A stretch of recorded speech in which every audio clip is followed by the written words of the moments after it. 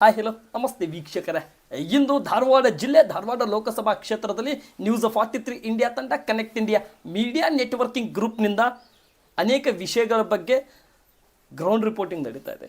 ಇಂದು connect India media networking ಗ್ರೂಪಿನ ತಂಡ ಧಾರವಾಡ ಜಿಲ್ಲೆ ಧಾರವಾಡ ಲೋಕಸಭಾ ಕ್ಷೇತ್ರ ನವಲಗುಂದ ವಿಧಾನಸಭಾ ಕ್ಷೇತ್ರದಲ್ಲಿ ಮೊರಬ ಜಿಲ್ಲಾ ಪಂಚಾಯತಿ ಕ್ಷೇತ್ರಕ್ಕೆ ಭೇಟಿ ಮಾಡಿದೆ.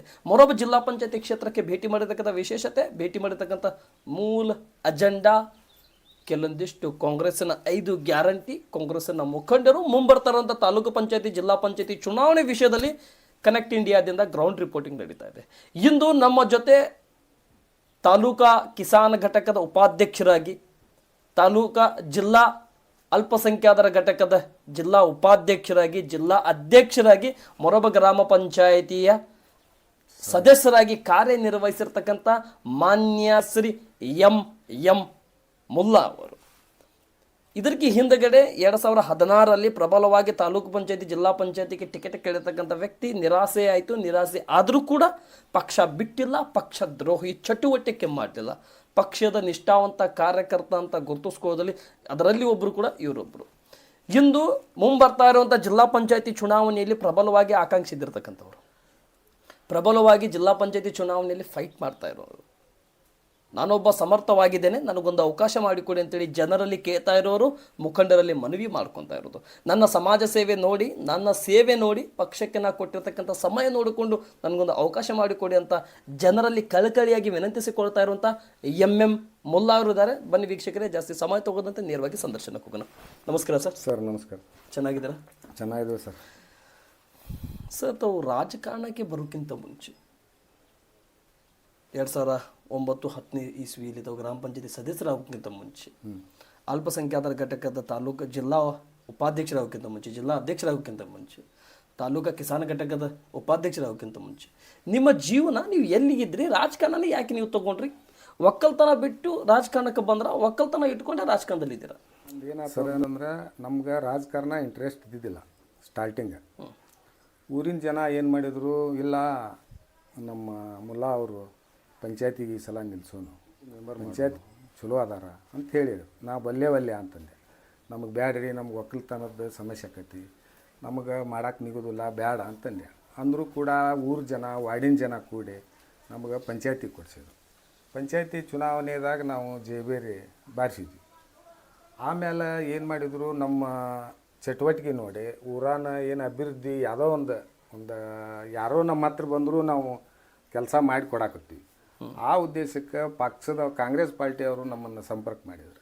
ಇಲ್ಲ, ನಿಮಗೆ ಮೈನಾರಿಟಿ ಒಳಗೆ ನಾವು ಹಾಕ್ಬೇಕಂತ ಮಾಡೀವಿ ಅಂತ. ಆಯ್ತು ಸರ್, ಮಾಡಿರಿ, ನಾವು ಪಕ್ಷದಾಗ ಸೇರ್ಪಡೆ ಆಗಿ ಸೇವೆ ಮಾಡ್ತೀವಿ ಅಂತ ಹೇಳಿದ್ರು.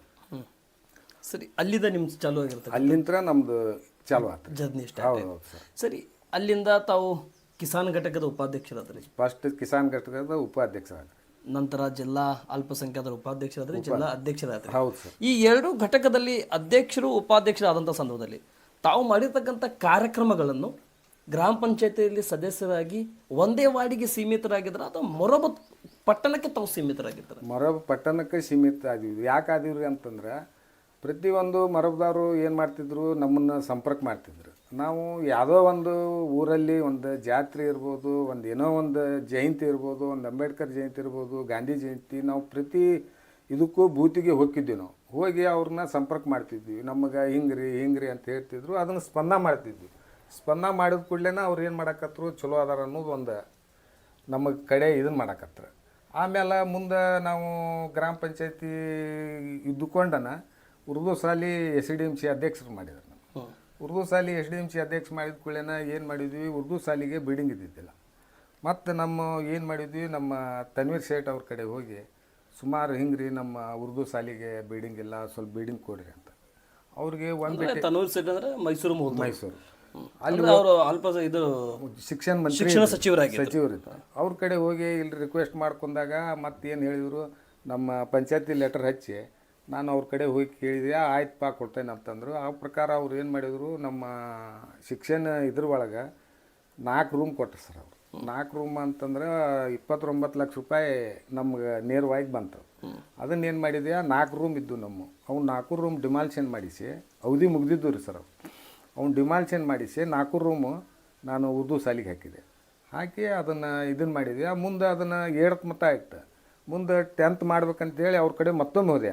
ಸರ ತಮ್ಮ ಗ್ರಾಂಟ್ ಬಂದೈತಿ, ನಾವು ರೂಮ್ನು ಹಾಕ್ಸೇವಿ, ತಾವು ಉದ್ಘಾಟನೆ ಬರ್ಬೇಕಂದ್ರೆ. ಇಲ್ಲ ಮುಲ್ಲಾ ಸಾಹೇಬ್ರೆ, ನಮಗೆ ಅಲ್ಲಿಂದ ಇಲ್ಲಿ ಬರೋಂಗಲ್ಲ, ಅಲ್ಲೇ ಸ್ಥಳೀಯ ಶಾಸಕರ ಕಡೆಯಿಂದ ಮಾಡ್ಕೊರಿ ಅಂತಂದರು. ಆ ಪ್ರಕಾರ ನಾವು ಸ್ಥಳೀಯ ಶಾಸಕರನ್ನ ಕರೆಸಿ ಅದನ್ನು ಉದ್ಘಾಟನೆ ಮಾಡೀವಿ. ಮುಂದೆ ನಾವು 10th ಮಾಡಬೇಕು, ನಮ್ಮ ಅಲ್ಪಸಂಖ್ಯಾತರ ಸಮಾಜ 10ನೇ ಮಟ್ಟ ಅನಾರ ಕಲಿತಾರ. ಮುಂದೆ ಫಸ್ಟ್ ಇಯರು ಸೆಕೆಂಡ್ ಇಯರು ದಾಡ ಅಥವಾ ನವಲ್ಗುಂದು ಸಿಟಿಗೆ ಹೋಗ್ತಾರ. ಆ ಒಂದು ಆಸೆ ಭಾಳ ಇತ್ತು ನಂದು. ಆ ಆಸೆ ಏನಾಯ್ತು ರೀ ಅಂತಂದ್ರೆ, ನಮ್ಮದು ಹುಡುಗರ ಸಂಖ್ಯೆ ಕಡಿಮೆ ಆಗತ್ತೆ. ಕಡಿಮೆ ಆಗಿದ್ದಕ್ಕೆ ಅದು ನಮ್ಗೆ ಅಲ್ಲಿಗೆ ಸ್ಟಾಪ್ ಆಗಿಬಿಡ್ತು.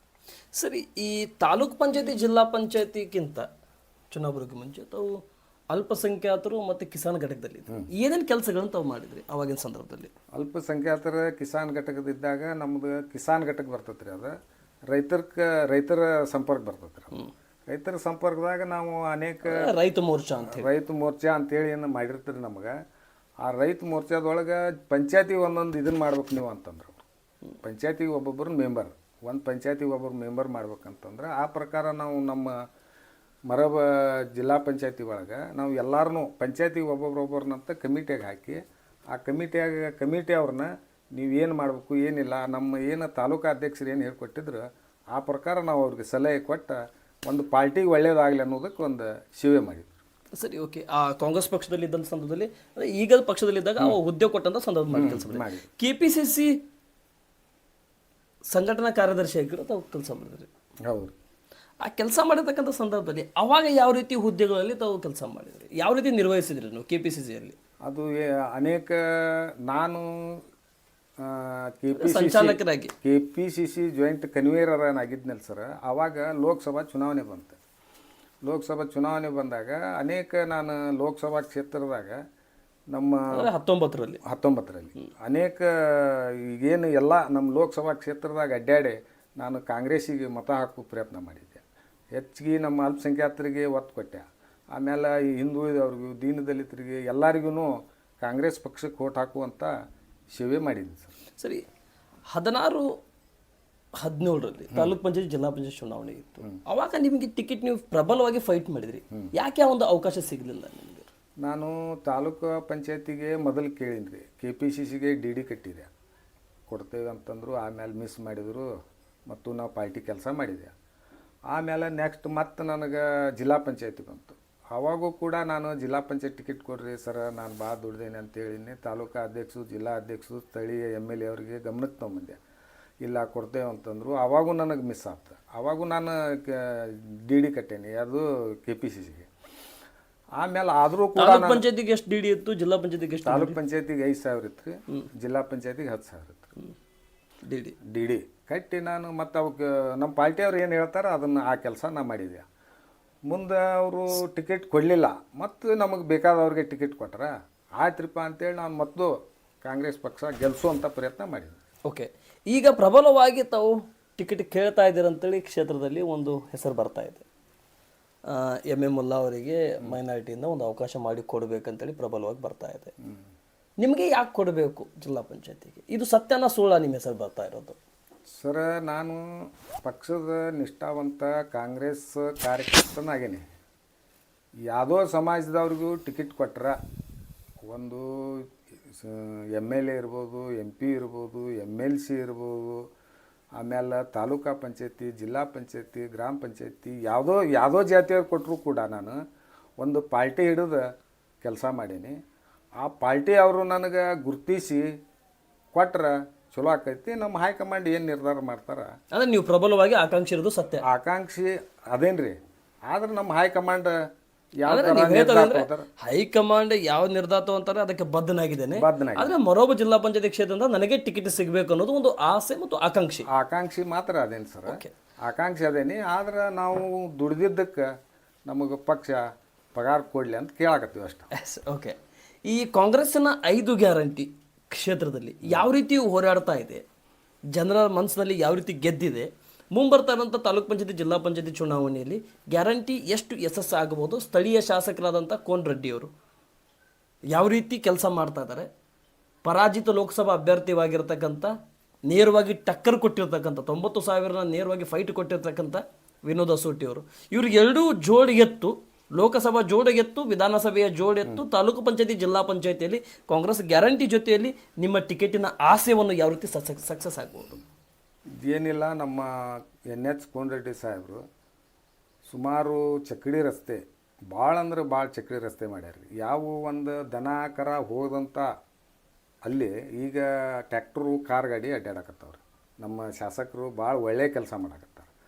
ಆಮೇಲೆ ನಮ್ಮ ಗ್ಯಾರಂಟಿ ಅನೇಕ ಜನ ಸ್ಟಾರ್ಟಿಂಗ BJP ಅವರು ಗ್ಯಾರಂಟಿಗೆ ಇವರು ಇಲೆಕ್ಷನ್ ಘೋಷಣೆ ಮಾಡ್ಯಾರ, ಆಮೇಲೆ ಕೊಡೋಕ್ಕಾಗಂಗಿಲ್ಲ ಅಂತಂದ್ರೆ, ಆಮೇಲೆ ಕೊಟ್ಟ ಮೇಲೆ ಸರ್ಕಾರ ದಿವಾಳಿ ಆಕತ್ತಂದ್ರೆ ಅದಕ್ಕೆ ನಾವು ಪಕ್ಷದವರು ಈ ಸ್ಥಳೀಯಕ್ಕೆ ನಾವು ಅದಕ್ಕೆ ಉತ್ತರ ಕೊಟ್ಕೊತಾ ಇದ್ದೀವಿ. ನಾವು ಗ್ಯಾರಂಟಿನೂ ಕೊಡ್ತೀವಿ, ಕೆಲಸನೂ ಮಾಡ್ತೀವಿ. ಈಗ ಸ್ಥಳೀಯ ಶಾಸಕರು ರೋಡ್ ಮಾಡಕತ್ತಾರೆ, ಅದಕ್ಕೆ ಗ್ರ್ಯಾಂಟ್ ಇಲ್ಲ ಅಂತಂದ್ರೆ ಈಗ ಸಾಕಷ್ಟು ಯಾವ ರೋಡ್ ನಮ್ಮ ತಾಲೂಕಿನ್ಯಾಗ ಏನು ಅದಾವಲ್ರಿ ಹೊಲಮನಿ ರಸ್ತಾ, ಇಷ್ಟು ರಸ್ತಾ ನಮ್ಮ ಶಾಸಕರು ಮಾಡ್ಯಾರ. ಯಾವ ಶಾಸಕರು ಮಾಡಿದ್ದಿಲ್ಲ ಈ ಟೈಪ್ ಈ ಕೆಲಸ ಮಾಡ್ಯಾರ. ಮುಂದೆ ನಮ್ಮ ವಿನೋದ್ ಅಸೂಟಿ ಅವರು ಇವರು ಕೂಡಿ ನಾಳೆ ನಮ್ಮ ಮರಬ್ ಜಿಲ್ಲಾ ಪಂಚಾಯತಿ ಇರ್ಬೋದು, ಅಳಗೋಡಿ, ನೆಲೋಡಿ, ಶೆಲೋಡಿ ಇವರಿಬ್ಬರು ಅಡ್ಡಾಡಿದ್ರೆ ನಮ್ಮ 7 ಜಿಲ್ಲಾ ಪಂಚಾಯತಿ ಬರ್ತಾವೆ. 7ಕ್ಕೆ 7 ನಾವು ಜಿಲ್ಲಾ ಪಂಚಾಯತ್ ಗೆಲ್ತೇವೆ. ಓಕೆ, ಈ ಕಾಂಗ್ರೆಸ್ನ 5 ಗ್ಯಾರಂಟಿ ಬಗ್ಗೆ, ರಾಜ್ಯ ಸರ್ಕಾರದ ಬಗ್ಗೆ, ಸ್ಥಳೀಯ ಶಾಸಕರ ಬಗ್ಗೆ, ಜಿಲ್ಲಾ ಪಂಚಾಯತಿ, ತಾಲೂಕು ಪಂಚಾಯತಿ ಚುನಾವಣೆ ಬಗ್ಗೆ ಸ್ಥಳೀಯ ಜನರಲ್ಲಿ ಒಂದು ವಿಶ್ವಾಸ ಏನಿದೆ? ಗ್ಯಾರಂಟಿ ಸರಿ ಇದೆಯಾ, ತಪ್ಪಿದೆಯಾ? ರಾಜ್ಯ ಸರ್ಕಾರ 140 ಬಹುಮತ ಪಡೆದಿರ್ತಕ್ಕಂಥ ವಿಷಯವನ್ನು, 140 ಶಾಸಕರು ಪಡೆದಿರ್ತಕ್ಕಂಥ ವಿಷಯಗಳನ್ನು ಸಮರ್ಥವಾಗಿದ್ದಾರೆ ಜನ ಕಾಯಕತ್ತಾರೆ. ಇಲೆಕ್ಷನ್ ಬಂತಂದ್ರೆ ನಾವು ಏನು ಅವರು 2,000 ರೂಪಾಯಿ ಇರ್ಬೋದು, ಒಂದು KBದು ಬಿಲ್ ಇರ್ಬೋದು, ಆಮೇಲೆ ಈ ಬಸ್ಸಿನ ಫ್ರೀ ಇರ್ಬೋದು, ಏನು ಇವು ಎಲ್ಲನೂ ಜನರ ಮನದಲ್ಲಿ ಐತ್ರಿ. ಯಾವ ಇಲೆಕ್ಷನ್ ಬಂದರೂ ಅವರು ಕಾಂಗ್ರೆಸ್ಸಿಗೆ ಮತ ಹಾಕ್ತಾರಂತ ಹೇಳಲಿಕ್ಕೆ ಬಯಸ್ತೀನಿ. ಓಕೆ ಸರ್, ನಾನು ಸಮಯದ ವಿಚಾರ ಮಾಡುತ್ತಾ ಸಂದರ್ಶನ ಅಂತ್ಯಕ್ಕೆ ಹೋಗ್ತಾ ಇದ್ದೇನೆ.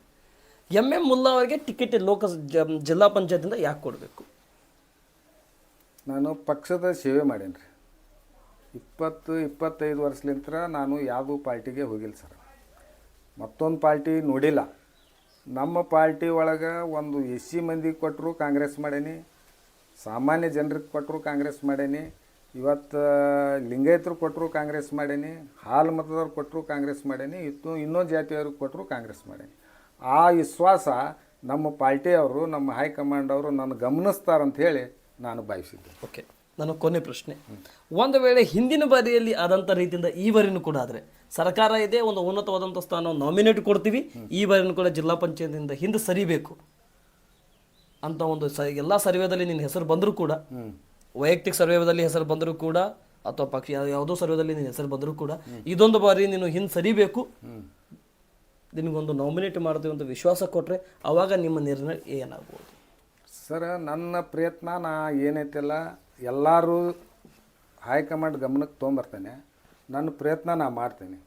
ಅಷ್ಟು ಮೀರಿ ನಮ್ಮ ಹೈಕಮಾಂಡರ್ ಆಯ್ತಪ್ಪ ಇದೊಂದು ಸಲ ಸರ್ಕೊ ಅಂತಂದ್ರೆ ನನಗೆ ಸುಮಾರು 55 ವರ್ಷ, ಮುಂದೆ ಆ ವಯಸ್ಸು ಸಿಗಂಗಿಲ್ಲ.